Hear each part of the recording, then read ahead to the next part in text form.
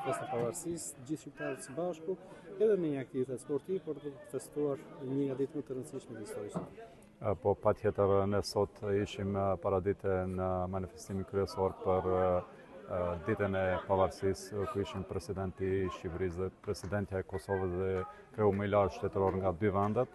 Vërtet ishte një emocion i veçantë, por ajo që është edhe më veçantë është ky takim sportiv këtu në Vlorë, organizuar nga veteranët e Vlorës, Tetovës, nga Kosova dhe gjithandej ku janë shqiptarët nga diaspora.